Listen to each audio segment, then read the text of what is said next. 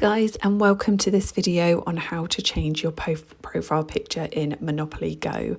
So if we open up the app and we are going to press the menu button, so we are going to go to the top right hand corner and press the three horizontal lines.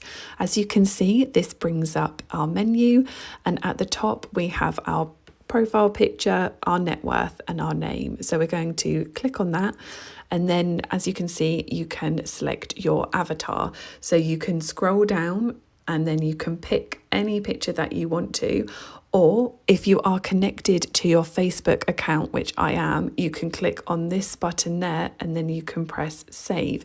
And then what it's going to do is it's going to change your profile picture to the picture connected to your Facebook account. It's really simple, guys. I really hope that this video helps. If you can like the video and hit the subscribe button, it really helps the channel and we really appreciate it. Thank you so much for watching, and we'll see you in the next video.